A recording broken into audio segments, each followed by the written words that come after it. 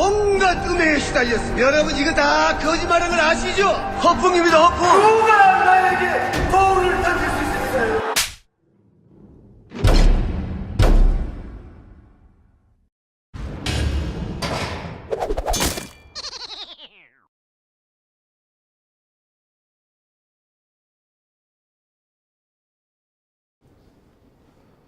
카카 배웅방송 다스베이다 제14회 시작하겠습니다.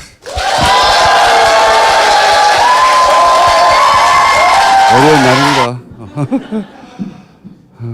안희정의 봉도사까지 이명박 카카가 막 사라지고 있어요. 예. 미아됐어 우리 카카가. 이제 최근에 사건들 있잖아요. 관련해서 몇 가지는 말을 해둬야 되겠다 생각이 드는데 이게 이제 제가 공작을 경고했잖아요. 예. 그 이유는 일단 이 미투를 공작으로 이용하고 싶은 자들이 분명히 있기 때문이에요. 그건 뭐 너무 명백한 건데 예를 들면 이런 거 있잖아요. 세월호가 무슨 상관이 여기서 이렇게 엮고 싶었던 거거든요. 아니면 문 대통령하고 엮고 싶은 거거든요. 이걸 얘기하는 것이고 그리고 두 번째 이유가 있어요. 미투가 사회운동으로 성공해서 이제 보편적 사회인식으로 자리 잡아야 되잖아요. 그 시스템으로 자리 잡아야 되잖아요. 그리고 굉장히 어려운 허들들이 있어요. 허들, 장애가. 짧게 얘기할게요. 힐러리는 샌더스 지지자들을 자신의 지지자들 못 만들었어요. 좀 거창하게 얘기해서 계급운동하고 젠더운동이 불화한 거거든요. 오프라는 힐러리 대신에 오바마를 지지했거든. 그러면서 본인 백인 여성 팬들을 다 잃었어요. 그거는 젠더하고 인종이 충돌한 거거든요. 인종 이슈가. 우리나라뿐만 아니라 과거로부터 현재까지 세계적으로 항상 젠더 이슈는 항상 복잡하고 어렵습니다. 그래서 여기에 공작하는 애들이 끼면은 본질이 사라지고 공작만 남는다는 거고. 여기까지 1절이에요.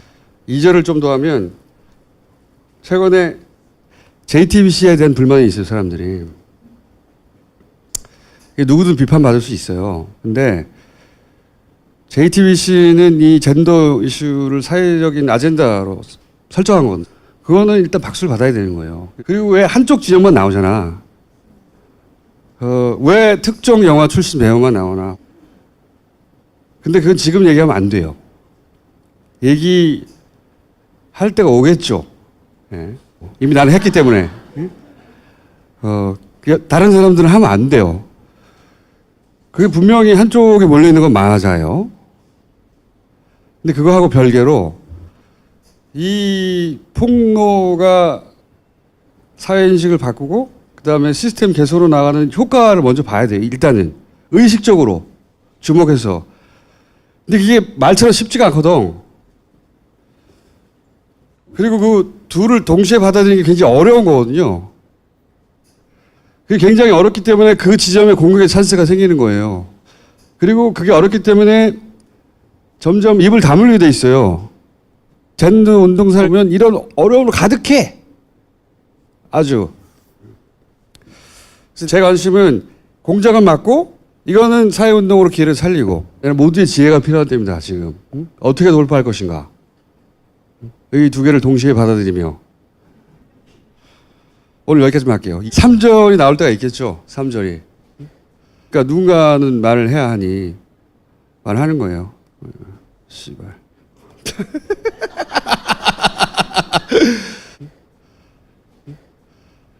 웃음이 너무 실감나시네. 많이 웃어보신 솜씨야. 각하가 다음 주에 서울중앙지검에 소환조사 나가지요. 서울중앙지검 서초동에 있는데 그 앞에서 김용민의 정치쇼가 당일 생방송을 할 예정입니다.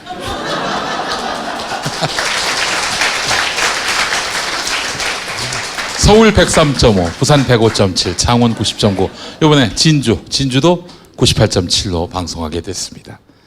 많이 애청해 주시기 바라겠습니다. 2011년에 낙곰수가 굉장히 인기를 얻었을 때 그때 뭐 김어준이의 뭐가 있다, 주진우의 뭐가 있다, 김용민의 뭐가 있다 이렇게 계속 그런 얘기가 있었어요. 그래서 내일이면 쟤네들 죽는다 이렇게 얘기했었습니다. 2012년 12월 대선 때 그랬어요. 예, 쟤네들은 죽는다. 쟤네들은 뭐가 있다. 예. 그래서 나도 다음 주에 뭔가 큰 거 하나 터뜨린다. 그런 얘기를 들었어요. 우리. 이런 굉장히 구체적인 얘기를 들었어요. 예, 저하고 주진우는. 근데 지금까지 들은 얘기 중에서 다 적중이 됐습니까? 아니지. 그랬으면 우리가 그때 죽었었겠지. 죽었지. 바로 죽었지. 자, 다 얼마 안 나왔으면. 남았습니다. 네? 다음 다 주에 나왔으면. 이명박 대통령 포토라인 서고 얼마 안 남았습니다. 다스베이더도 얼마 안 남았습니다. 하는 데까지 해보겠습니다. 네. 야, 네. 욕해. 너 이름이 뭐지? 댓글 패턴이 바뀌었어요. 보세요. 원래 문재인과 북한 나오면 이거예요. 지랄하고 있네. 요거거든요. 10,000개. 응? 이게 말했잖아요. 문재인 간첩. 응? 연병하고 있네. 이런 게 엄청난 추천을 받아요. 2월 이게 25일. 베스트 추천이에요? 맨 위에 이게 맨 있었지. 위에 네. 10,000개잖아, 10,000개. 문재인, 북 두 개 들어가면 폭발하는 거야, 원래. 다른 것도 폭발하지만. 문재인만 들어가도 다 폭발하는데, 그러니까 매크로는 100%예요. 자꾸 말씀드리지만. 뭐, 민주, 북한, 어쩌고 돌아가면, 이런 거예요. 국제망신, 뭐, 너희들이 더 국제적 망신이다. 24,000개, 26,000개 더불어공산당, 더듬이 성추행당, 이거 20,000개. 그 시점에 따라 다른 거예요. 언제 올라오느냐? 이게 민주당, 북한, 문재인 들어가면 이거예요, 다.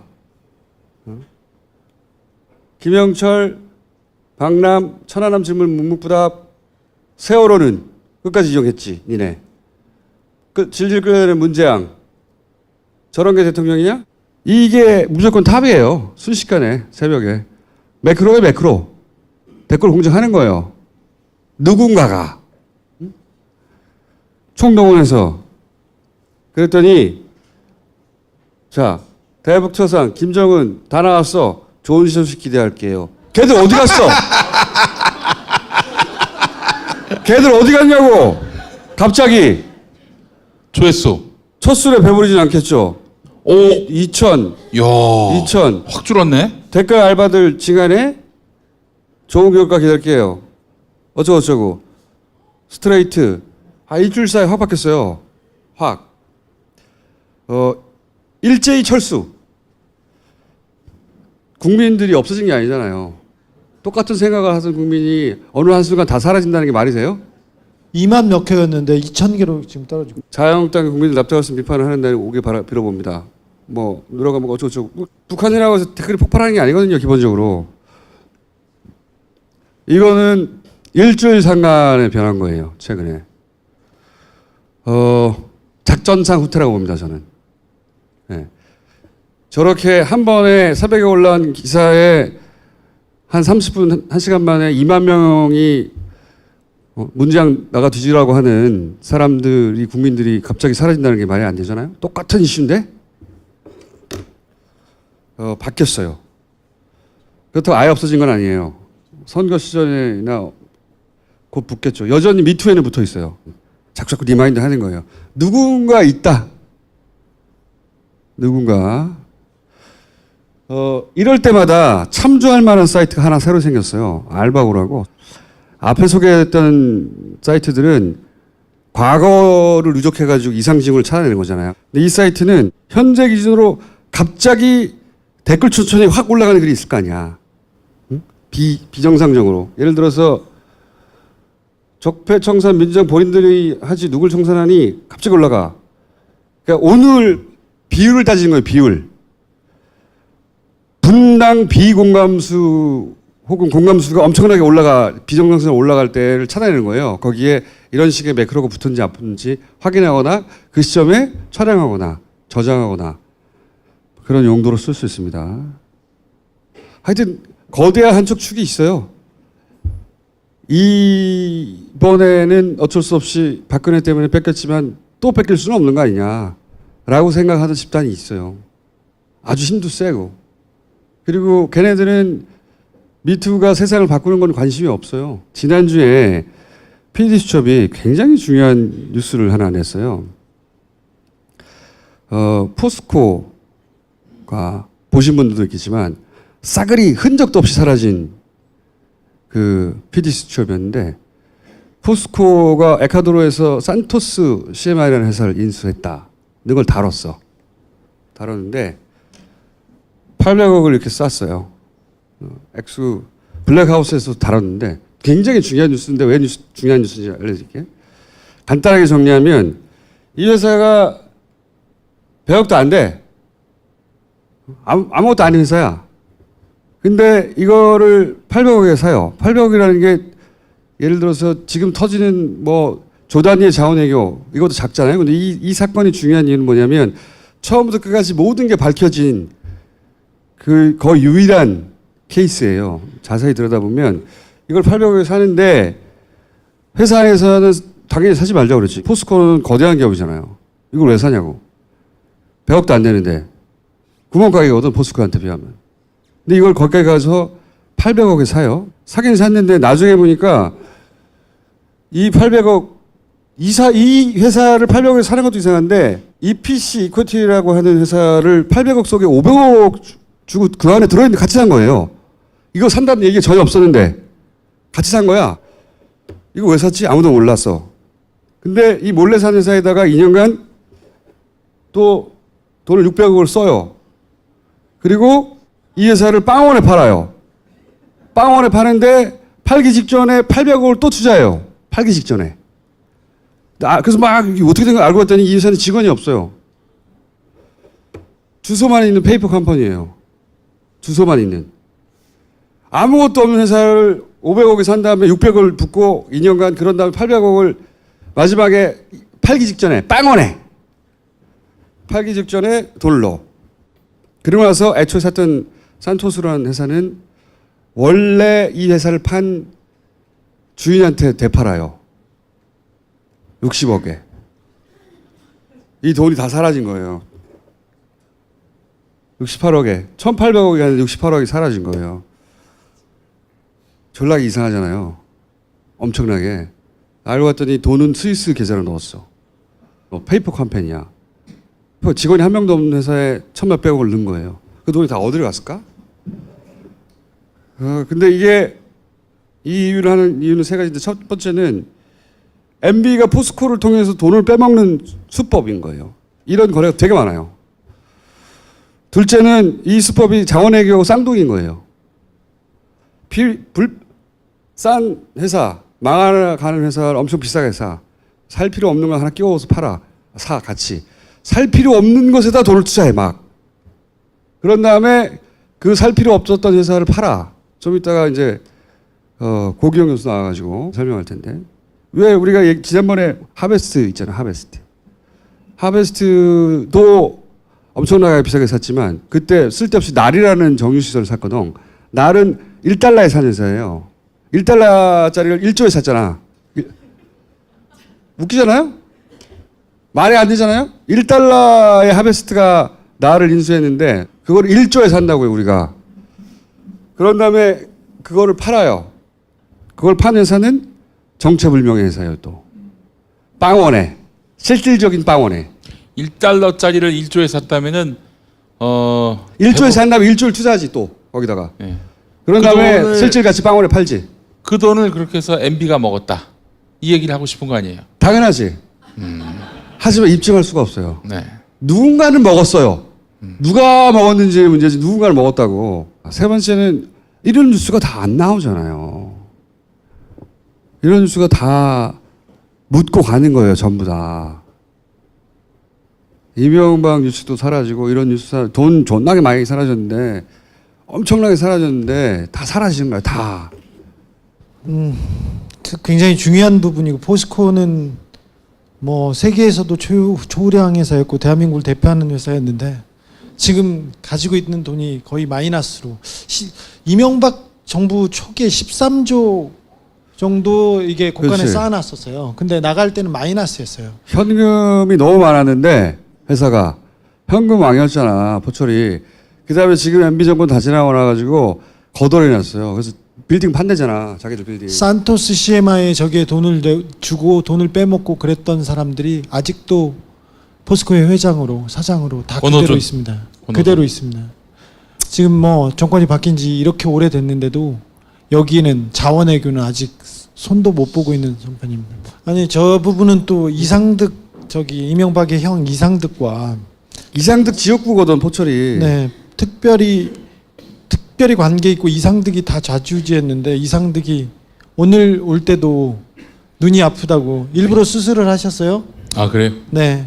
지난해였나요? 지지난해 그 포스코에 대한 비리가 나왔을 때도 이상득은 몸이 아프다고 돌아갔었고요. 그리고 병원에 있다고 검찰 조사를 안 받았습니다. 이번에도 마찬가지인데. 근데 안타까운 건 예전에도 그랬지만 낙검수 때도 그랬지만 지금도 여기에 포커스를 두는 건 우리밖에 없다는 거야. 안타까운 일인데 난 데자뷰를 느끼고 있어요 요즘.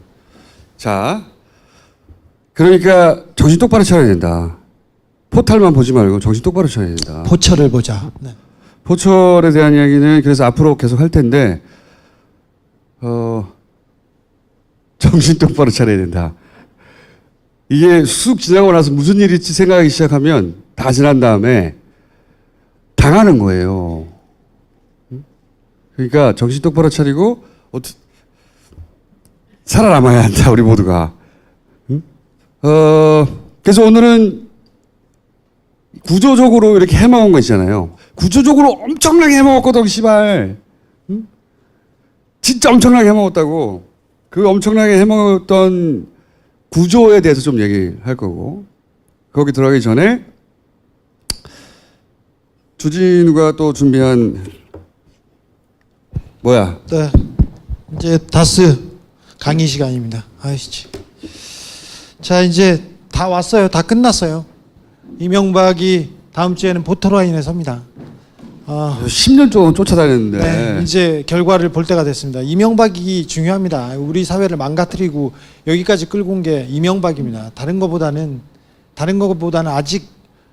아직 사람들은 어떻게 할지 모르겠지만 저는 이명박을 그냥 보낼 수가 없어요. 너무나 야, 당연하지, 씨발. 10년 동안 쫓아다녔는데, 우리 네. 다. 그래서 이제 이명박 대통령이 포토라인에 섭니다. 많은 신문사와 많은 언론에서 이명박이 어떤 혐의를 받고 있는지 이렇게 얘기를 하는데 가장 뭐 이명박 대통령하고 뗄래야 뗄 수 없는 조선일보, 조선닷컴의 표만 보고 조금 얘기합시다. 자, 삼성 소송비 대납 60억 뇌물이에요, 뇌물. 근데 저 부분은 따져보고 이명박한테 물어볼 필요도 없이 이명박의 집사인 김백준이 인정했어요. 네, 뇌물 맞다. 삼성에서도 우리가 뇌물을 줬습니다. 이건희 회장이 지시를 해가지고 뇌물을 줬습니다. 해가지고 근데 시점이 2년 훨씬 전이야. 사면 있기 전. 그러니까 사면이 대가가 아니지. 다른 애초부터 거래가 있었던 거예요. 그리고 소송비 대납을 그 에이킹건프라고 거기에 돈을 줬는데 삼성 말고 현대차도 많이 줬어요. 현대차에서도 760만 불을 줬는데. 그러면 당선 축하금으로 봐야 됩니까? 아니지. 이거는 후보 시절에 후보 시절. 후보 시절? 아예. 그러니까 미리 받은 거야 당선 축하금을. 그러니까. 자, 그때부터- 아니지. 당선 축하면 따로 있지, 씨발. 아 그것도 따로 있나? 각하를 뭘로 보고. 그래서 그 에이킹건프라는 그 회사를 통해서 뇌물을 수수한 거예요. 거기다 돈을 보내라. 현대차도 삼성도 돈을 보내라. 그리고는 거기서 각하가 돈을 찾아갔던 그 뇌물죄가 여기서 성립됩니다. 아까 말했던 김재수와 그 140억을 돌려받기 위한 직권남용, 저거는 뭐 수사할 필요도 없이 거의 다 검증이 됐고 증명이 됐습니다. 그 다음에 국정원 특수활동비, 저건 다 나온 내용이고 그 특수활동비를 받아간 사람들이 다 인정을 했기 때문에 이명박 대통령은 가서 뭐 대답할 것도 별거 없어요. 네. 이분들이 너 왜 이랬어? 왜 그랬어? 그랬을 때 이명박이 시켰어요. 다 그렇게 얘기했거든요. 내가 보기에 근데 여기가 네. 김윤호 네. 여사 즉 네. 여기를 어디까지 할 건지를 고민하고 있는 것 같아. 고민을 할 건데 그건 이제 다음 장에서 제가 말할게요. 아 잠깐만 이팔성 얘기가 나와서 그런데 또 김용민의 정치 쇼에 나온 내용을 보니까 이팔성 씨가 PPL 진짜 많이 하네. 이팔성 씨가 그 왜 비망록 막 검찰이 쳐들어갔을 때 비망록을 먹고 있더래요. 그래, 먹었지. 먹고 있더래. 야, 위가 튼튼할 수도 있잖아. 아니 그래서 이제 그 검찰이 확보를 해봤더니 거기에 자유한국당 소속 중진 의원들, 왜 대선 후보로도 거론되고 뭐 당내 중진으로도 분류되는 사람들 이름이 적혀 있는데, 중요한 게그 액수가 많다면 많고 적다면 적을 뭐 500만 원, 1000만 원 뭐 이랬다는 거예요. 야, 생각해봐. 뉴욕제가에서 돈 받잖아. 뉴욕제. 빵집에서도. 야, 나는 뉴욕제가가 무슨 체인이 있는 줄 알았어. 하다못해. 네. 찾아보니까 가게 하나. 달랑 하나야. 하나. 강남역 뉴욕 제가 빵집에서 돈 받아가지고 빵행하는 거 아니야. 빵집에서 핀을 2억씩 뜯었어요. 얼마나 많은 데서 뜯었겠어요. 이팔성 이 사람은 우리 금융이잖아요. 여기는 이팔성은 친분이 있는 사람이야. 친구. 그러니까 진짜 이명박의 금고는 농협이 있잖아요. 신한은행은 어떻게 할 거야? 신한은행. 그리고 또 다른 친구 하나은행. KB. KB. 농협 해킹 사건은 왜 벌어졌겠어, 이 씨발. 외환은행하고 이거 합병해줬잖아요. 하나은행. 신한은행은 엄청난 비자금이 나왔어요. 엄청난 비자금, 당선 추가금 다 나왔어. 검찰에서 다 덮어줬어. 이건 가지도 않았어. 여기는 친구한테도 저렇게 받아내는 우리 각하의 이런 순결한. 공과 사를 구분한다니까. 네. 그다음에 여기 공천원금 나왔는데 김소남 아세요? 모르죠. 공천원금 4억 원이야. 어우, 4억 원짜리 배지가 어디 있어요? 1년에 의원한테 지급되는 돈이 얼마고 얼마나 많은 비서들을 쓸 수 있는데 할 수 있는. 왜 사천원이한테 30억 줘서 비례대표 되려고 했던 사건이 있었어요. 네. 비례대표 되려고 30억을 다시 서울시 버스조합 이사장이었던가 네. 한 양반이 김옥희. 사천 언니한테 30억을 줬는데 비례대표 안 됐어. 더 많이 준 사람이 있었던 거지. 4억이래요. 여기만 있을 거였어요. 아시잖아요. 이때 대통령 당선되고 나서 그때 한나라당 비례대표 2번은 임두성. 임두성. 친박의 박근혜 호위무사. 그리고 한센병 환자들을 이끌고 나가서 해결사 역할을 했던 그 사람이. 그 사람이 그냥 됐겠어요? 정과 12범인데. 정두원 전 의원이 김용민의 정치쇼에 나와서 한 말이 있는데 예. 임두성은 그냥 친박 쪽 배려해서 그렇게 해서 꽂아도 그분은 공짜가 없는 분이세요. 자, 꽂아도. 네. 약속하게 줬겠지 네. 뭐. 대보그룹에서 수주 청탁금 수억 원. 대보그룹 아세요? 들어보셨어요? 저기 뭐 하는데요, 고속도로 거기가? 휴게소에서 뭐 이렇게 하는 건데 이런 데서도 청탁금 몇 억씩 받았어요. 다른 데는요. 자, 지나갑시다. 여직원이 120억 횡령해도 괜찮은 회사예요. 이 회사가 아무런 걱정도 없고 문제도 없고 검찰에서도 아유 괜찮아요 이렇게 하고 털어줬잖아요. 네? 이영배 금강 대표 이건 다스도 아니야. 그 옆에 회사야. 90억 또 100억짜리 또 있어. 이병모 집사 여긴 60억 나왔네. 이거 조선일보에서 좀 많이 줄여준 거예요. 근데 이 정도예요. 자, 그 다음에 뭐 있는 청와대 문건 영포빌딩에 자 저기 노무현 대통령이 그 봉화마을에 가서 그 책을 쓰겠다고 자료를 몇 개 카피해가지고 갔지 않습니까? 그때 고소하니 고발하니 이거 뭐 국기문란이니 했던 사람들이에요. 근데 이 사람들이 영포빌딩 지하에다가 다 갖다 놓고 때려 박아놓고 있었어요. 그러니까 이제 불법 반출 및 은닉을 했다는 거는 원본을 가지고 왔다는 원본을 얘기 아니에요? 가져갔어요. 노무현 대통령은 원본을 가져온 게 아니라 복사본을 가져온 건데. 근데 여기 갔었어요. 근데 최근에 이명박 대통령 측에서 얘기했잖아요. 이거 압수수색한 게 불법이라고. 아니 법정에서 증거 능력 다툼하려고 그러는 거지. 네. 도둑이 뭘 엄청나게 훔쳐서 작물이 있어. 근데 작물을 뺏어가니까 경찰한테 이거는 법에 어긋나다고. 응? 영민아 뭐하냐? 욕 너무 많이 한대. 누가 그래? 아니 우리 교단에서 교단에서 너 3.1절에 뭐라고 했어? 조심하래 좀. 누가 뭐라고 했어? 누가?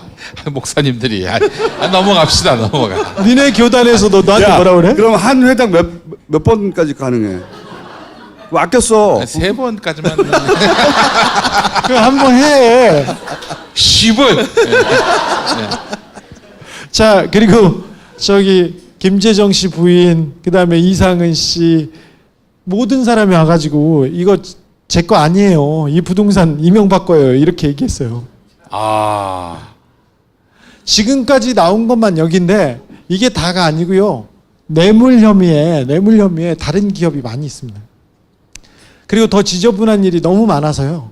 이게 어디까지 공개될지는 모르겠으나 너무 많아요. 뉴욕제가 같은 거 없어? 뉴욕제가 뉴욕제가 여기 없네. 뉴욕제가. 뉴욕제가 없어. 내 땅에 나온 중에 뉴욕제가 제일 웃기던데. 제 가점에서도 2억씩 빈 보는 사람이 이분이세요. 진짜 씨발 아니 뉴욕제가. 그 돈 모아서 뭘 하려고 그랬던 걸까? 그게- 이분이요. 땅 샀어요. 땅 사고 집 샀어요. 외국에다가. 나는 이렇게 생각해도 옛날부터 왜 이렇게까지 왜 알면 알수록 신기하거든요. 물론 화도 나지만 야 신기하다. 돈이 너무 많은데 이미 왜 이렇게까지 작은 돈까지 다 집착하거든요. 작은 돈. 응? 돈의 신이어서 그래. 사실 그 김경준으로부터 돌려받은 140억이죠? 푼 그것 돈이죠. 때문에 이게 사실 발목 잡힌 아니 거 아니에요? 그러니까 씨발 그랬잖아 우리가 그때부터 이 140억이 발목 잡을 거라고 낙금 때부터. 근데 그 신기하잖아요. 신기. 근데 나 이런 생각이 들어요. 이 사람은 정주영 회장 밑에 자기가 머슴으로 살았던 것. 걔는 머슴이야. 네. 머슴. 진짜로.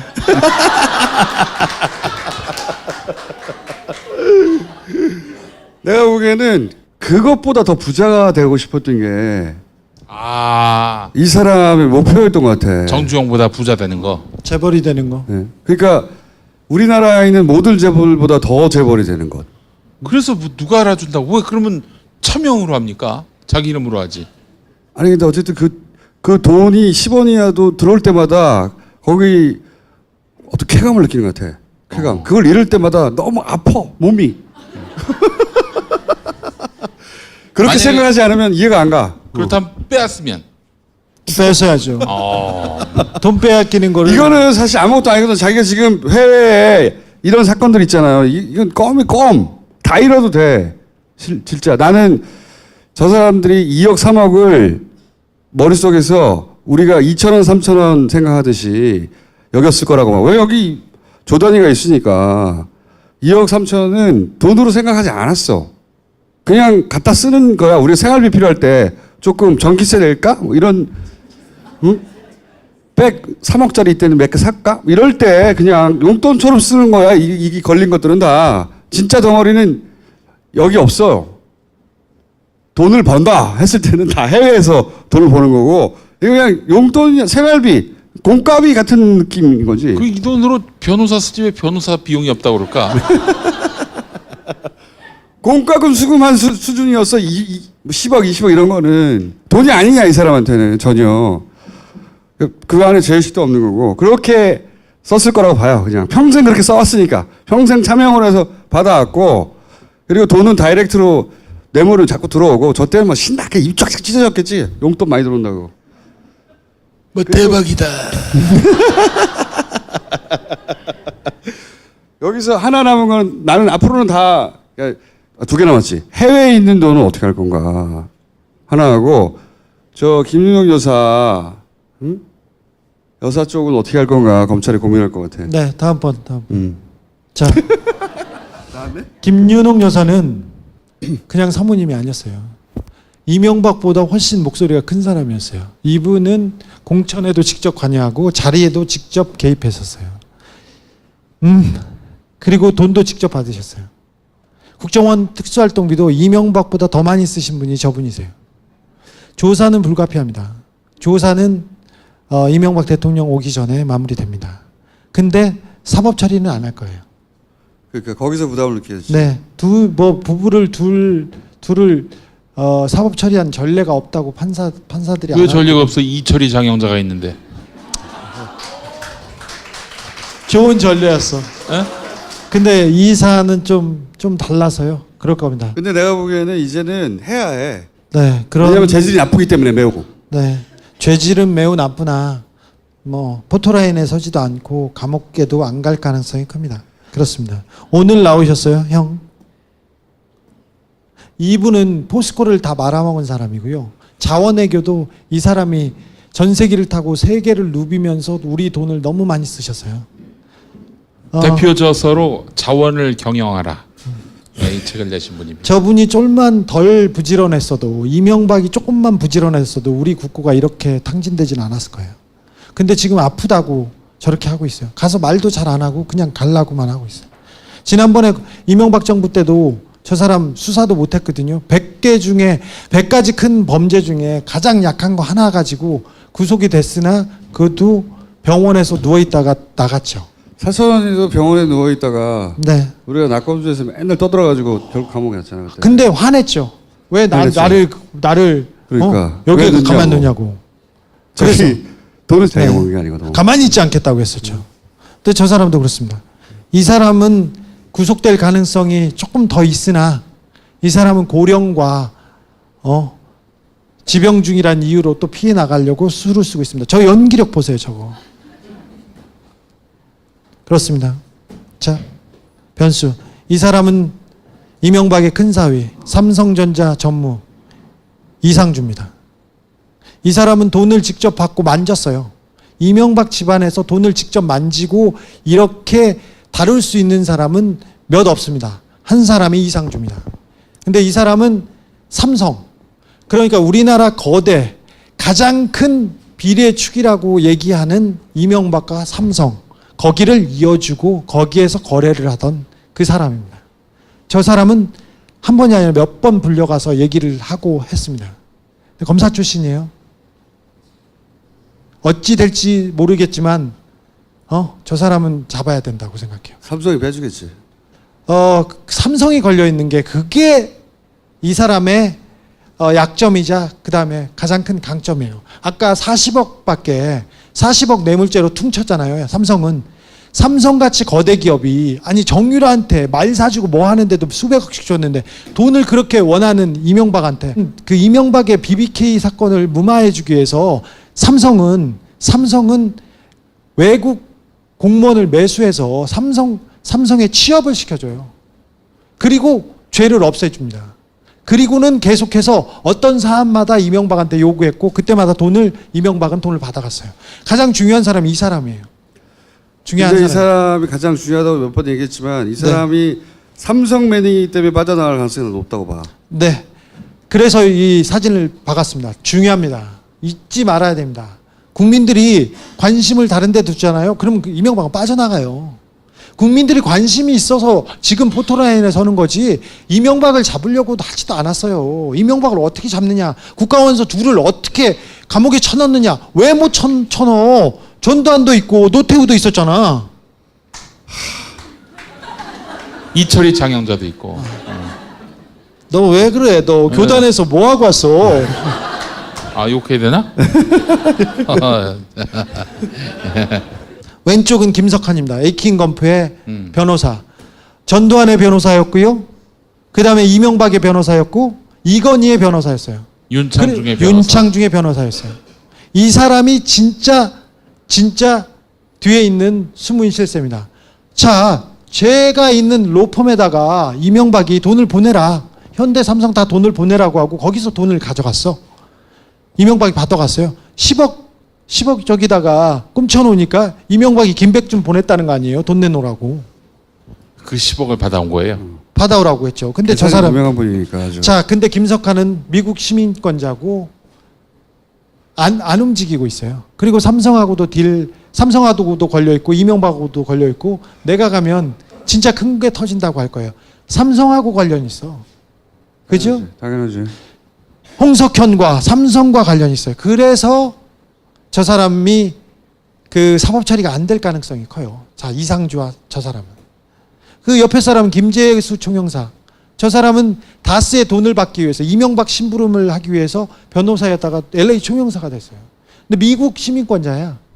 어려워. 도망 다니고 있어요, 지금. 지금 숨었어. 예전에 요 앞에 총선 때 이명박을 심판하자 그러는데 김용민이 끌려 나와가지고 김용민으로 다 지우고 지나갔잖아요. 네. 2012년 4월이었습니다. 그때 이명박의 실정을 심판하자고 총선이 열렸는데 그래서 이명박 얘기가 나왔는데 언제부턴가 이명박이 쭉 사라지고 김용민만 나왔었어요. 지금도 이제 비슷하게 지어지고 있죠, 사실은. 예, 저는 여러 가지 매우 복합적으로 데자뷰를 느껴요. 마지막입니다. 이지영입니다. 이지영. 이상득의 아들이고 이명박의 조카입니다. 이명박의 해외 재산은 거의 대부분 저 사람이 관리하고 있습니다. 싱가포르에 가장 큰 덩어리가 있고 스위스와 케이만과 다른 데 있습니다. 저 사람이 돈을 어떻게 관리하는지 삼성과는 어떤 관계가 있는지는 저 사람이 잡혀갈 때까지 그리고 이명박의 재산을 밝힐 때까지 저희가 쫓겠습니다. 다스베이더는 끝날 수 있습니다. 하지만 이지영과 이명박 재산에 대한 추적은 멈추지 않을 겁니다. 네, 이상입니다. 쟤네들이 우리 굉장히 싫어해요. 좋아하겠어? 네. 굉장히 싫어하기 때문에 항상 그래왔지만 최근에는 다시 이렇게 줄 위에 올라가 있는 기분과 함께 자, 그 다음에는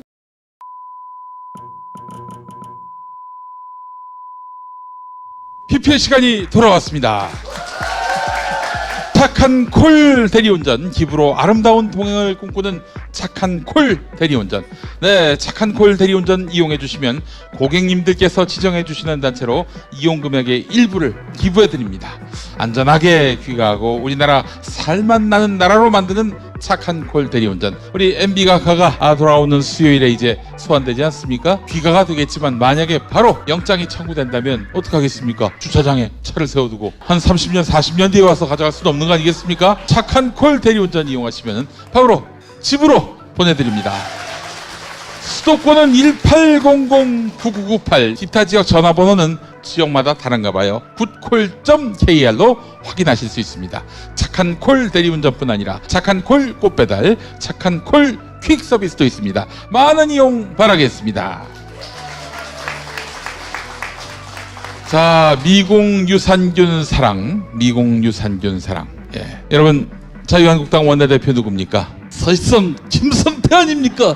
문재인 정권이. 네, 김성태 원내대표. 이 성대모사의 비법이 있습니다. 똥 참는 보이스. 그래서 사실 김성태 원내대표에게 강력하게 추천합니다.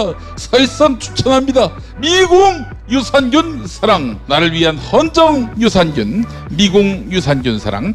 그동안 묻지도 따지지도 않고 섭취해온 유산균. 그래서 속 편해지시고 살림살이 나아지셨습니까? 자, 유산균 사랑과 미공 대장 사랑을 함께 구매하시면 시너지가 폭발해서 더 빨리, 더 시원하게, 더 많이 내 몸속의 적폐를 뽑아드립니다. 함께 구매하시면 할인도 해드립니다. 딴지마켓에서 구매한 다음 사용 후기를 정성껏 작성해 주시면 매달 10분께 대장사랑과 유산균사랑 세트를 무료로 드리고요. 아울러 사은품으로 또 드립니다. 굉장히 필요합니다. 너무 많이 나오니까. 미공 유산균사랑이었습니다.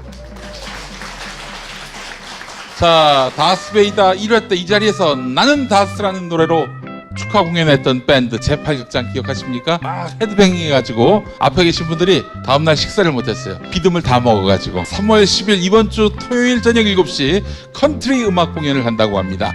그랜드 올레 벙커라는 공연인데 한국에서는 좀 생소한 장르인데요. 사실 컨트리 음악이 들어보면 아주 굉장히 매력적이거든요. 텍사스 가라오케, 데니보이 앤 더 캐리지스라는 밴드도 함께 하니까요. 많이들 오셔서 컨트리 음악의 매력에 빠져보시기 바랍니다. 한국의 마릴린 맨슨 하면은 바로 누굽니까? MB가카죠. MB가카도 오신다는 소문이 있어요. 자, 예매는 벙커원 홈페이지 지금 아래 링크가 뜨고 있죠? 얼마 남지 않았으니까 서둘러 예매하시기 바랍니다. 제8극장이었습니다.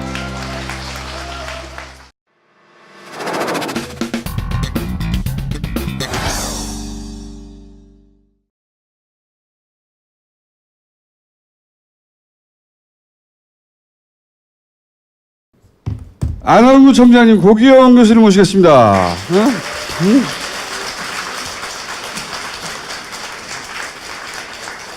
청장님, 오늘은 편집되지 않도록 해주세요.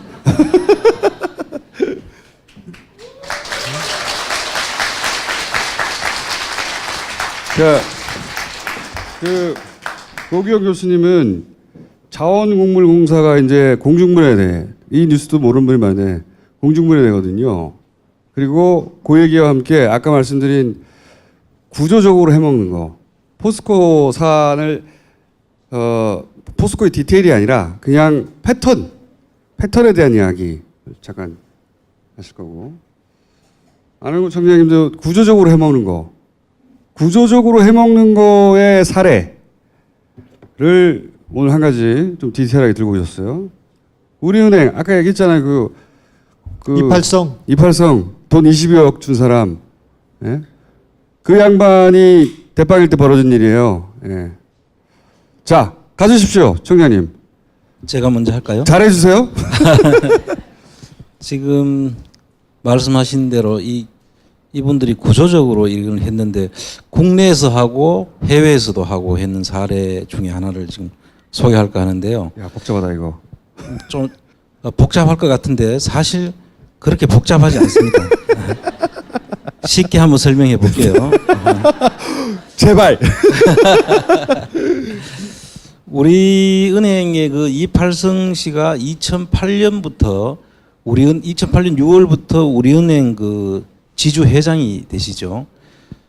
그런데 이제 우리은행 지주 회장이 되기 전부터 사실 국민은행하고 대한생명으로부터 돈을 빌리는데 누가 빌리느냐 하면 여러분 파이시티라고 기억하실지 모르겠는데 대출 사기 사건 큰 게 있어요. 자세히 들어가지 마시고. 네. 대출 사기 사건이 졸라 큰 게 있었다. 그 양재동에 있는 화물 터미널에 대출 사기 사건이 있었는데 네. 그 대출 사기 사건에 연루돼 있던 사람들이 똑같이 중국에 가서 대출 사기 사건을 일으키는 사건이 생깁니다. 그 사람들이 이제 중국에다가 중국에 있는 빌딩을 하나 사기 위해서 한국에 있는 그 도표에 나오는 백익 인베스트먼트라는 대출 3,800억을 여기다 하는 거죠. 그렇죠. 우리은행에서 3,800억을 빌려가지고 회사를 하나 만듭니다. 만들어서 그걸 다시 홍콩의 유파이 인베스트먼트라는 회사를 만듭니다. 그리고 그 회사에서 마운틴 브리지, 요거를 약자로 MB라고 보통 이야기하죠. 이게 웃을 일이 아니고 실제 MB라고 불러요. 그래서 이 MB라는 마운틴 브리지라는 회사가 가지고 있는 중국 중천갱업이라는 부동산 시행사죠. 우리나라로 치면 시행사 주식을 사는데 투입하는데 백익 인베스트먼트가 3,800억을 빌렸는데 그 중에서 800억은 중국에 있는 시행사 중천갱업으로 800억을 먼저 줍니다. 그리고 나머지는 유파이하고 마운틴 브리지를 거쳐서 쿠션 다시 먹어가지고 일로 다시 돌아갑니다. 돌아갑니다. 그 세 단계를 거쳐가지고 결국은 중천갱업에 갔기 때문에 우리은행 돈이 중천갱업에 갔다 이렇게만 이해하시면 3,800억이 간 거죠. 원래 이 빌딩을 사느라고 3,800억을 대출 받은 거예요. 그렇죠. 요걸 살라고. 근데 그 돈이 그냥 사면 되는데 이렇게 돌아가서 3,000억이 가고 이렇게 800억이 간 거예요. 돈이 여기까지 그래서 왔어요. 그리고 또 하나 이것도 설명하셔야죠. 우리나라에 있는 우리은행뿐만 아니라 우리은행 중국 법인에서도 또 알고 봤더니 1,366억이 똑같은 대표예요. 그렇죠? 똑같은 사람이 또 대출을 받아가지고 여기 또 넣어요. 그래서 총 5,166억이 여기 모이는 겁니다. 네. 그래서 이제 이 5,166억이라는 돈이 모여가지고 실제로 투입되는 돈은 1,650억이 투입되는 거예요. 이 빌딩에 들어간 돈은 근데 1,650억밖에 없는 거예요. 그러면은 나머지 돈이 3,516억 원이 어디에 갔는지 지금 사라진 것이죠. 돈을 5천억대를 한 사람이 요런 방식으로 중국에서 한국에서 해가지고 총 5,166억을 한 군데 몰았어요. 요 빌딩 산다는 이유로. 근데 요 빌딩 사는 데는 1,650억밖에 안 들어가고 나머지 3,516억은 없어졌어 어딘가로. 그게 이제 신기하게. 어디로 사라졌을까를 이제 찾아야 되는 것이고요. 여기에 나오는 그 파이 인베스트먼트 차이나와 그 백익 인베스트먼트 또 유파이 인베스트먼트 마운틴 브리지 이 대표들이 보면은 공통된 사람이 하나 나오죠. 누굽니까? 이정배 씨죠. 다 이 사람이 말이에요. 다 이 사람이.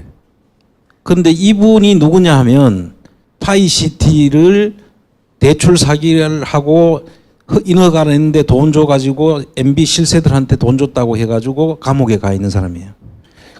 같은 분이다 이거죠. 하이시티 해먹어서 감옥 갔던 MB한테 뇌물 줬다 들켜가지고 그 사람이에요. 그 사람이 다 여기에 대표여 돼. 다. 지금 이분이 다 해먹었는데 중국에는 누가 지금 개입되나 하면은 중청갱업의 대표 김홍영이라고 이제 이름이 돼 있죠. 예. 이분이 이제 조선족 여자분이에요. 돈이 모인 곳. 예. 예. 그 조선족 여자분이고 이분의 남편이 마운틴 브리지의 대표의 민봉진이라고 나오죠. 이분이 두 사람이 부부간이에요. 여기 부부예요. 이 민봉진 씨는 지금 이정배 씨하고 똑같이 지금 감옥에서 이정배 씨는 8년형을 지금 받아가지고 감옥에 있고 이 마운틴 브리지 대표로 있던 민봉진은 6년형을 받고 지금 감옥에 살고 있는 중입니다. 이 두 사람 다 파이. 예. 그런데 그 부인인 김홍영 씨가 지금 그 하프 빌딩의 주인이 돼가지고 나타나 있는 거예요. 이 빌딩에 허프 빌딩. 그래서 여기서 나왔으니까 이제 이 빌딩의 주인이 되는 거잖아요. 예. 그래서 아까 3,800억을 빌려가 가지고 있었는 것도 그런데 이미 우리은행으로부터 돈을 그렇게 빌려갔는데 그 빌려갔는 돈을 중국 법인에서 아까 또 1,300억, 한 1,500억 가까운 돈을 빌려가 가지고 예. 중청갱업에 또 이어놨잖아요. 그래서 이 돈들이 지금 누가 뒤에서 있는 건지 즉 과연 이 김홍영 씨가 민봉진 씨가 주범인지 아니면 그 뒤에 누가 배우가 있는지를 그 뒤에 MB가 있다고 생각하면 안 됩니까? 그거를 오늘 이야기하려고 지금 나온 거죠. 시작해 주세요. 그러면 제가 잤습니다. 자, 그러면 이렇게 우리은행이 당했으니까 우리은행이 돈을 찾아야 될 거 아니에요. 이제 그 얘기 하시려고 그러죠. 그렇죠. 예. 돈을 빌려준 주체가 우리은행이잖아요. 그러면은 그런데 주인이 지금 김홍영과 민봉진 이 사람들로 돼 있잖아요. 부부가. 그리고 이 부부가 돼 있는데 우리은행이 돈을 빌려줬으니까 그때 담보를 보면은 옆에 우리은행 주식 담보 제공이라고 해가지고 1, 2 이렇게 돼 있죠. 저 1, 2가 번호가 아니고 마운틴 브리지가 주식이 한 주짜리 회사였어요. 우리은행 담보 제공 1, 2. 그러니까 3천억짜리 주식이라는 거죠. 한 주가. 그리고 유파이 인베스트먼트도 2주짜리 주식이었어요. 2주로 가지고 주식을 만들어 놓고 이 민봉진이가 구속될 무렵에 그거를 100주로 늘려 가지고 증자를 하는 형식으로 100주를 늘려 가지고 그걸 김홍영의 부인한테로 다 넘겨 놓고 갑니다. 그러니까 우리은행이 가지고 있던 담보는 1몇 %밖에 안 되게 생긴 거죠. 자기가 가지고 있던 주식이 다 해봐도 1몇 %밖에 못 가지는 거예요. 그러니까 실질적으로 우리은행 거여야 되는데 갑자기 김홍영이 것으로 90몇 %를 가진 99% 정도를 가진 김홍영이 주식으로 탈바꿈해 있는 거죠.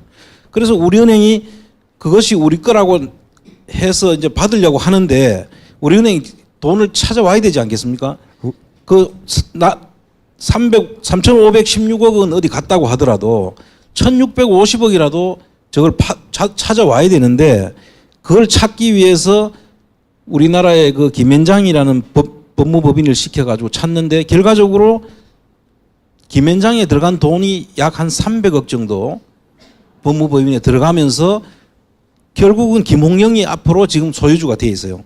중간 약간 놓치실 것 같은데 간단하게 말하면 5천억을 쐈잖아요. 우리은행이.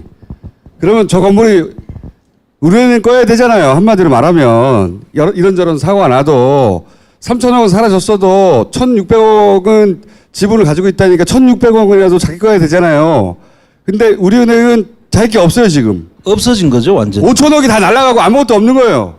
그래서 우리은행에서는 그 3,800억을 대손 처리를 합니다. 대손이라는 게 뭐냐면 이제 우리는 더 못 받으니까 장부상으로 이건 못 받는 돈으로 처리한다 이런 뜻입니다. 대손 상각을 하고 그렇게 해놨지만 사실상은 그게 자기들 돈이었기 때문에 계속 받으려는 노력은 계속 해요. 중국에서 이 건물이 필요가 해가지고 중국 정부에서 우리 이 건물을 우리가 살 테니까 당신들이 넣은 돈 1,650억 이상을 줄 테니까 팔아라고 이야기를 합니다. 여기서부터 헷갈릴 수 있어요. 그러니까 이건 뭐냐면 이게 이제 중국 얘기예요.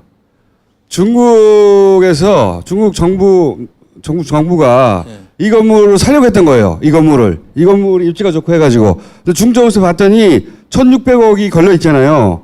근데 중국 정부가 봤더니 이거는 우리은행 거야. 자기들이 판단해 보니까 이 이상한 여자가 껴 있지만 중국에서는 이 여자가 사기꾼이라는 걸 알고 아 이거는 결국 우리은행하고 딜을 해야 되겠구나 이렇게 판단한 거예요. 여기까지.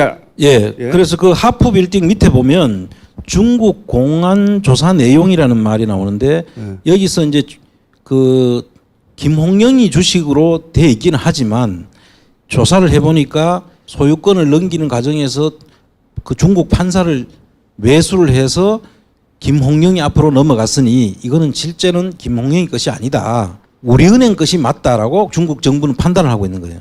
그래서 우리은행 보고 우리은행이 너가 원래 주인이니까 이 사람을 문제를 삼아가지고 한국 정부에서 잡아가면 그 돈은 우리은행에다가 돈을 지불하고 살 테니까 파세요라고 여러 번 우리은행에다 이야기를 하니까 우리은행 아니요 우리 돈 다 받았어요 지금 이렇게 나온 거예요. 그 중국 정부에서 이 사기꾼이니까 이거 니네 거 맞네. 근데 우리가 사야 되는데 나중에 분쟁이 생길 수 있으니까 그렇죠? 중국 정부를 깔끔하게 하고 싶었던 거예요. 그래서 우리 니네 맞으니까 이 여자 고소해서 잡아가고 그러면 중국 정부가 1,600억을 우리은행에 줄게. 우리은행에서 만세죠 만세. 그 돈 1,600억을 찾을 수 있는 기회잖아요. 그랬는데 돈을 다 받았다고 하는 거예요 지금. 그래서 중국 정부 쪽에서 우리 국회나 정부 쪽에다 계속 타진을 합니다. 이거 우리가 돈 주고 살 테니까 그러니까요. 네. 타진을 하는데 우리 돈 다 받았다고 자꾸 중국 이야기하는 거예요. 우리은행이 희한한 일이죠. 자기한테 사겠다고 하는 거 이거 당신들 거니까 우리가 살려고 하니까 팔아라고 하는데 우리 돈 다 받았어 그러면서 계약서를 제시를 하는데 그 계약서 내용을 보니까 줄을 다 꺼놓고 아무 내용을 근거도 없이 하면서 계약서만 보여줍니다. 그런데 그 내용 속에 실질적으로 받았을 것으로 추정되는 돈은 한 250억 정도는 받은 것 같아요. 근데 그 내용을 잘못 보면 쓰셨네 그러면 2,500억이 아니라 아니요. 2,500억 원으로 네. 받았다라고 주장하는데 네. 실질적으로 계약서를 보면 250억 정도는 들어온 것 같아요. 근데 그 250억이 어디서 들어왔나 하면은 매너 인터내셔널이라는 버진 아일랜드에 있는 회사에서 김홍영 회사에서 돈이 들어옵니다. 근데 김홍영하고는 지금 소송을 하면서 한 번도 거래를 한 적이 없어요. 근데 돈은 김홍영한테서 받았던 거예요. 그러니까 이게 이 돈 자체도 김홍영은 여기죠 여기. 예. 중국 당국에서 사기꾼이라고 한. 그래 중국에서는 지금 이 사람에 대한 조사가 사실은 다 끝나 있는 것 같아요. 다 끝나 있고 조사를 해보니까 이 사람은 사기꾼이고 자기가 이런 돈을 가지고 살 수 있는 사람이 아니었다는 것이 판단이 됐는데도 불구하고 우리은행 그쪽에서 지금 받았다고 하는 거죠. 가장 간단하고 정상적인 건 이 김홍영을 우리은행은 고소하고 그죠? 감옥에 보내고 우리은행은 중국 당국에서 돈을 받으면 깔끔한 거예요. 그렇게 안 하고 있다. 받았다고 주장하고 있다. 그렇죠. 받았다고 하는 그 계약서 내용에도 보면 250억 정도는 들어온 것 같은데 그 계약서 내용에 이런 내용이 4번 나오는데 절대 매너 인터내셔널 김홍영이나 민봉진 가족조차도 만나지 말라는 곳이 4군데나 나와요. 그게 우리은행에서 그렇게 계약서 내용에 그렇게 할 이유가 없죠. 그래서 우리은행은 거꾸로 그러면 김홍영을 보호하고 있는 거예요. 김홍영하고는 접촉을 하지 마라 그런데 최근에 지금 모 언론사에서 가서 지금 접촉 중인데 거기서 지금도 그 이야기를 한다는 거예요. 자기들은 김홍영하고 접촉하지 말라는 이유가 뭐냐 그랬더니 김홍영하고 우리는 적이니까 만나지 말라고 했다는 것이다 라고만 지금 이야기하고 있고 실질적으로 누가요? 우리은행이요? 우리은행 쪽에서 예, 그 말씀하셔서 주어를 빼주셨어요. 예. 우리은행은 이 김홍영을 만나지 말라고 하고 있는 거예요. 김홍영은 사기꾼이잖아요. 우리은행을 속인 돈을 3천억 이상 날려먹은 그렇잖아요. 근데 우리은행이 이 사람을 만나지 말라고 하고 있다고요. 그런데 돈은 또 우리 매너 인터내셔널이라는 김홍영으로부터 이 회사는 물론 버진 아일랜드에 있는 그 조세 피난처에 있는 회사이긴 하지만 거기서 돈이 들어왔다는 거예요. 그래서 근데, 지금 이해가 안 되는 거죠, 이게. 이게 농협에서 우리 왜 주진우가 처음 추적했던 농협 대출 사건이잖아요. 이것도 기본적으로 대출이나 투자 사기 사건이란 말이죠. 당한 쪽이 가만히 있는 금융기관으로부터 돈을 빼먹는 가장 쉬운 방법 중에 하나가 PB 투자나 이런 대출이잖아요. 그게 농협만 있었던 게 아니다. 이것도 골 때리는 거잖아요. 골 때리는 거. 예? 아까 포스코도 골 때리는 거지만 이것도 골 때리는 거예요. 기업이든 은행이든 돈이 모여 있는 거 공사든 거기서 돈을 빼먹을 수 있는 모든 기술들을 다 동원했다 이렇게 보시면 된다. 이게 중국에서 이런 사건이 일어났지만 요 사건이 일어나기 직전에 파이시티라는 양재동 화물 터미널이 똑같은 방식으로 해먹었던 거예요. 그때는 잡힌 거고. 예, 그래가 잡혔고 사실 잡혀서 조사를 했는데 이정배라는 사람하고 민봉진이만 문제가 되고 실질적으로 뒤에 배후에 있던 사람은 그까지 가니까 그때 당시에 검찰에서 여기까지만 하자라고 덮었다는 거예요. 그래서 그 부분에 대한 이야기를 이제 앞으로 우리가 해야 될 이야기들이다. 그렇게 속죄로 남겨둡시다. 요 사안 좀 이해하셨죠? 예. 요 사안 어쨌든 은행에 돈 빼먹은 거예요. 빼먹었는데 은행이 중국 정부에 돈을 준다고 하는데도 사기꾼하고 거래하고 있고 그런 거예요 한마디로. 누군가를 보호하고 있는 거죠. 그걸 보호해야 하는 이유는 이 사람이 터지면 자기들이 죽으니까 아니겠어요? 아주 단순하게 복잡하게 생각할 거 없어요. 5천억을 잃었는데 5천억을 은행이 말이 안 되지. 이 김홍영을 끝까지 잡아내야 되는 건데 이 여자를 왜 만나 못 만나? 이 여자를 꼭 만나야 되는 거죠. 꼭.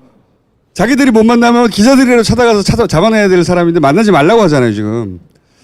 말이 안 되는 겁니다. 전혀. 그리고 그 은행이 왜 버진 아일랜드에 있어? 그 회사가. 버진 아일랜드에. 지금 조세 피처죠.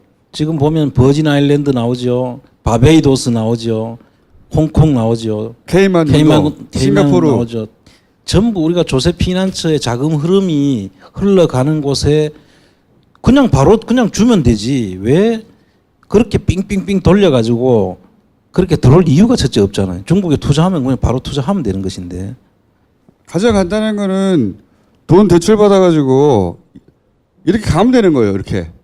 왜 페이퍼 캠페인을 몇 번을 거쳤습니까? 이 돈이. 예? 말도 안 되는 일이 벌어졌다. 농협에 왜 우리가 농협 처음 얘기할 때 이게 프로토타입이다. 요거 액수는 작은데 요 구조를 여러 군데서 해먹었을 것이다. 이게 제가 보기에는 업그레이드 버전이에요. 예. 자, 청장님. 예. 오늘은 괜찮았어요. 근데 사실 MB를 이해하는데 공식만 알면은 그렇게 어렵지 않습니다.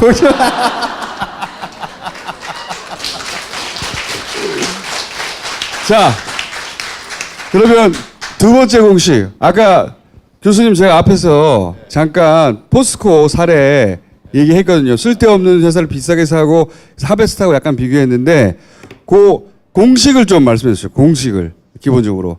예, 복귀랑 이제 복습을 좀 할게요. 포스코가 에콰도르의 산토스. 있는 어떤 건설 회사를 하나 사거든요.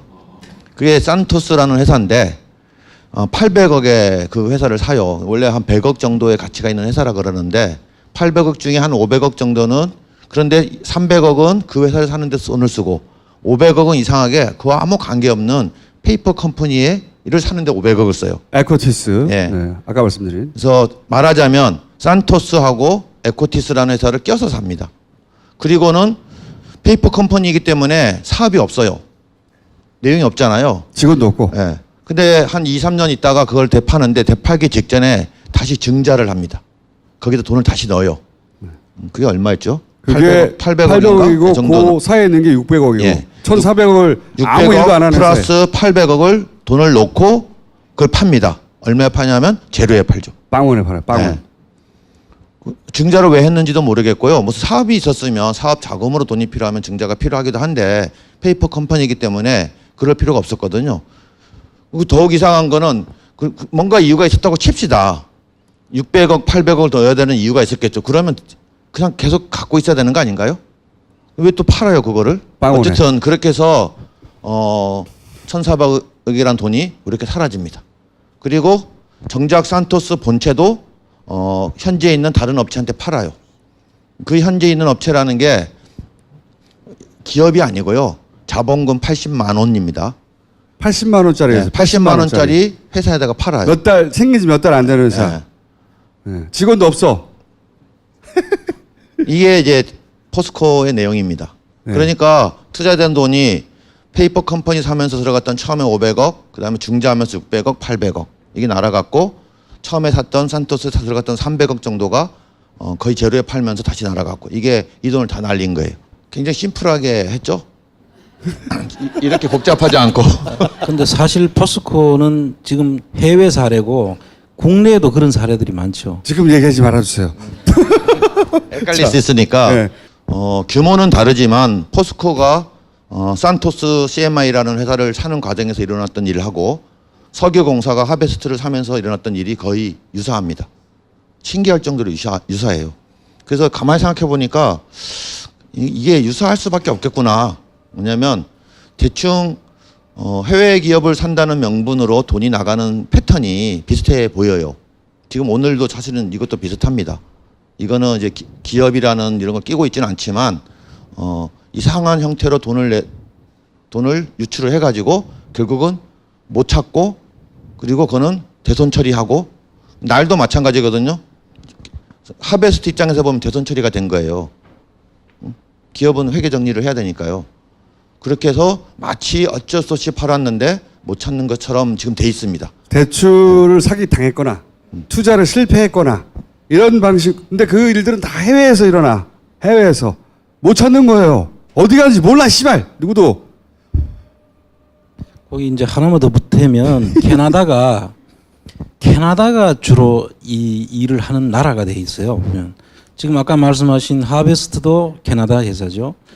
이제 그 가스공사가 산 엔카나라는 또 회사가 있는데 그것도 캐나다죠. 저수지 캐나다. 예, 조그만 거. 맨 처음에 시작한 거. 그다음 그 볼레오 강산이라고 그 마이닝. 바하마이닝 그것도 캐나다가 주 나라가 돼 있어요. 그래서 지금 저수지 게임에서 나왔던 그 캐나다라는 나라가 왜 캐나다였는지를 볼 수 있는 그런 그게 어떤 프로토타입이라고 우리가 계속 얘기해왔잖아요. 그 영화가 정말 중요한 영화거든요.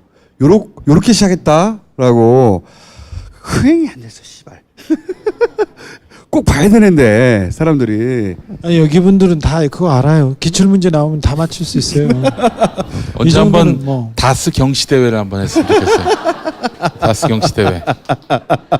공식이 있어요. 사례를 더 많이 연구하면 연구할수록 비슷한 패턴이다. 조금씩 상황에 따라 변주는 있는데 큰 틀은 비슷해요. 큰 틀은. 이제 앞으로 더 많은 사례가 나오겠죠.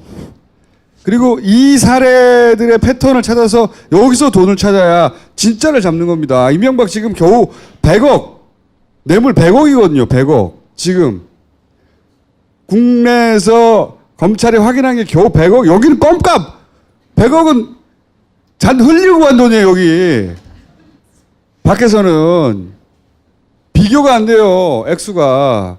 한 회사만 그런 거고. 교수님, 그래서 그런 패턴으로 지금 들어가서 산잡에서 하다 보니까 사라진 돈 얼마나 됩니까? 아직 다 확인되지 않았고요. 자원 개발에 나섰던 공사가 3개 있잖아요. 석유공사, 가스공사, 광물자원공사. 이게 좀 투자였기 때문에 지금 요 사기 사건하고 좀 달라요. 실제로 돈을 주고 기업을 샀거나 광산을 샀거나 뭘 샀단 말이에요. 이게 과연 손실이냐 아니냐는 좀 복잡합니다. 예를 들어서 저기 금광이 있다고 해서 1,000억에 샀어요. 그 금광에는 2,000억 원어치의 금이 묻혀 있습니다. 샀는데 조금 파서 보니까 금광이 아니고 쓰레기밖에 없어요. 그러면은 1,000억 투자가 손실로 돼야 되겠죠. 근데 이게 확인이 될 때까지는 손실로 남지 않습니다. 계속 장부상에는 어떻게 돼 있냐면은 그곳에는 2,000억의 금이 묻혀 있고 비용이 1,000억이 들어갔지만 캐기만 하면 1,000억이 남는다 라는 식으로 돼 있어요. 그럼에도 불구하고 지금까지 그 자원 개발에 나섰던 공사 3개가 거의 확정적으로 손실이라고 확정해 놓은 금액들이 있습니다. 그게 10조가 넘습니다. 그래서 정확히 한 12조쯤 될 것 같아요. 그럼 추가 손실이 문제잖아요. 추가 손실은 아무도 모릅니다. 왜냐하면 지금 방금 말씀하신 것처럼 우리가 보기에는 금은 없고 쓰레기만 있는 것 같아 보이는데 정말 그런지 아닌지는 다 캐봐야 돼요. 그렇다고 그거 확인해서 끝까지 석유를 다 채굴할 때까지 가보자 라고도 못하잖아요. 그렇다고 확인도 채 안 됐는데 그만두면 역공이 들어옵니다. 어떤 식이냐면 거기 금이 2천억 원 정도 묻혀 있었는데 니네가 못하게 해가지고 우리가 포기한 거다. 손해가 났는데 손해 책임은 니네 때문이다. 이런 식의. 그게 자원으로 빼먹은 이유 중에 하나예요.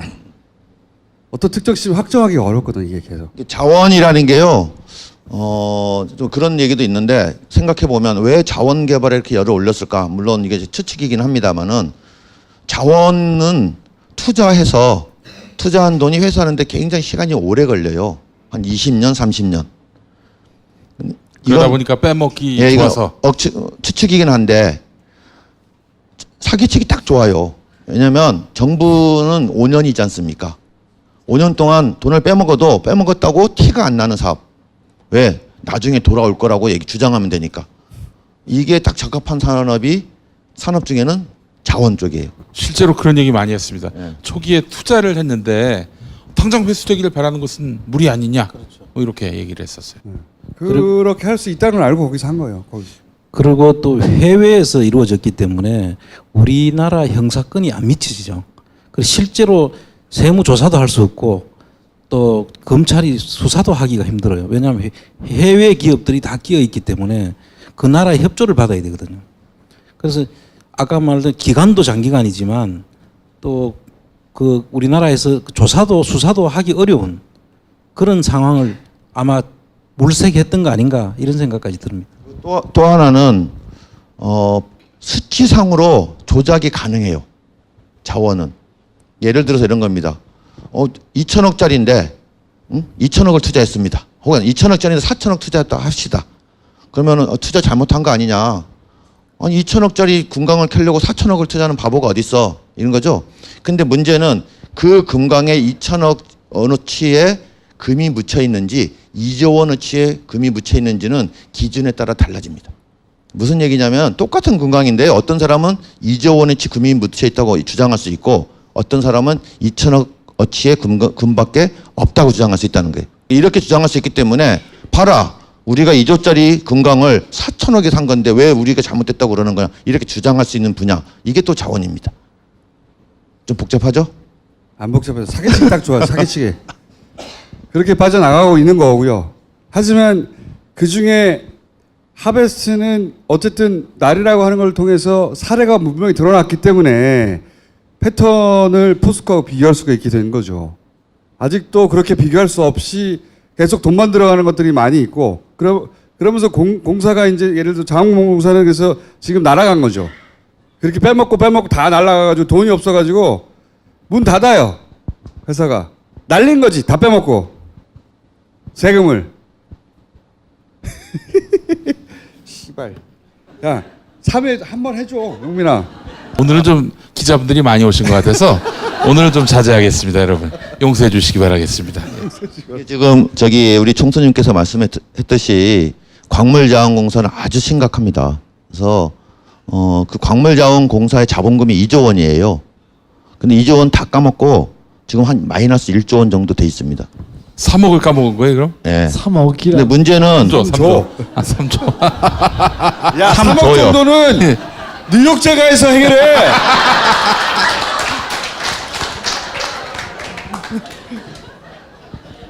(3조) 정도의 손해액이 나 있어서 자본금이 마이너스 1조 본 적이 정도예요. 없어. 그 자원 얘기 들으실 때는 억 단위는 그냥 가볍게 넘기셔야 됩니다. 조 단위이기 때문에. 예. 근데 문제는 향후 한 4, 5년에 걸쳐서 5조 부채가 돌아옵니다. 그래서 갚을 방법이 없어요. 근데 예를 들면 좀 엉터리로 샀더라도 투자해놓은 강산에서 매출이 있어가지고 그 돈을 좀 일부라도 돈이 돌아오는 돈이 있으면 어떻게 돌릴 수 있겠죠. 응?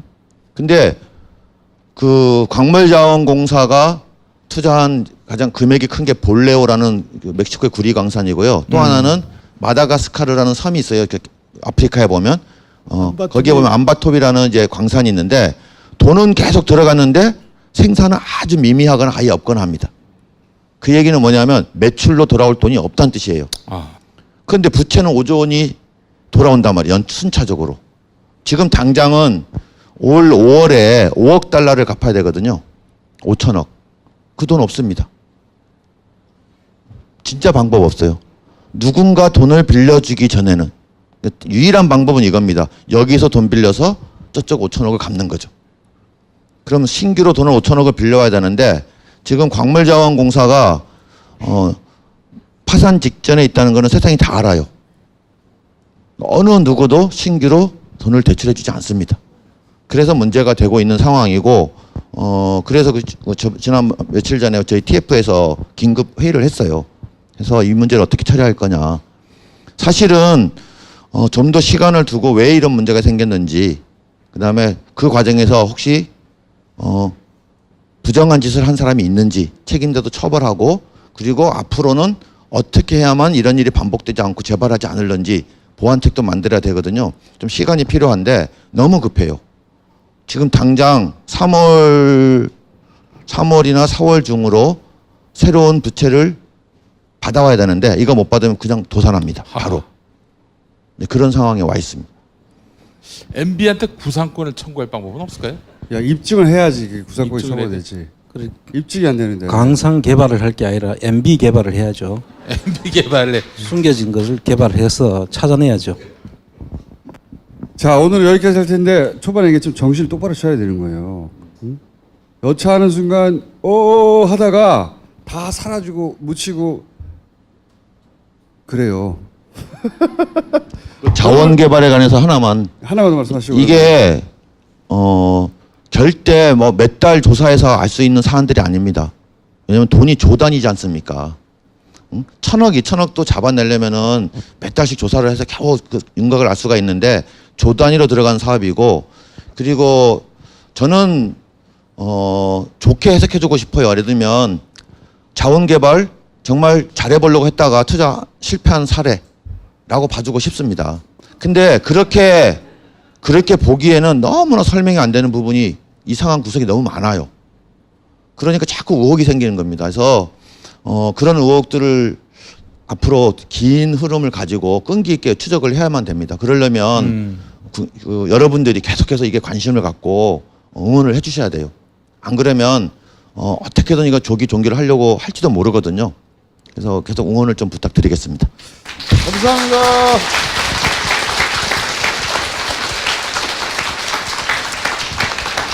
자, 오늘은 여기까지 했고요. 예. 아니 저기 해지 다스합창만 해야지. 하시지 마세요. 그거까지 좀 놓고 하세요. 예. 아셨죠? 다섯장 해야지. 예. 네. 그러면 우리는 일단 여기서 물러가겠습니다. 감사합니다. 네. 에이, 가지 말고 다스합창만 금방 끝나니까 꼭 하시고 가세요. 아셨죠? 예.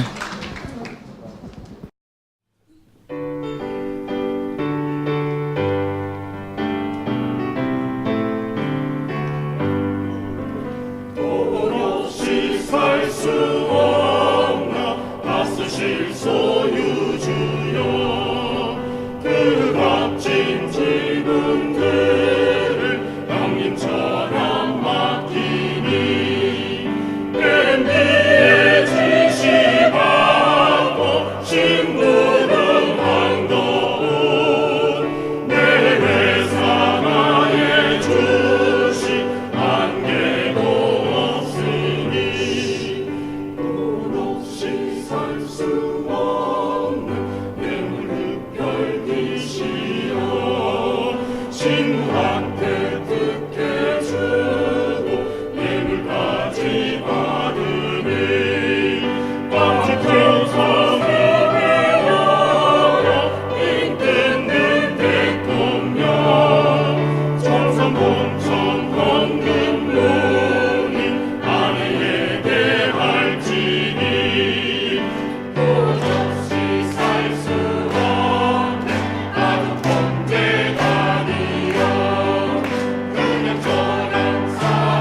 주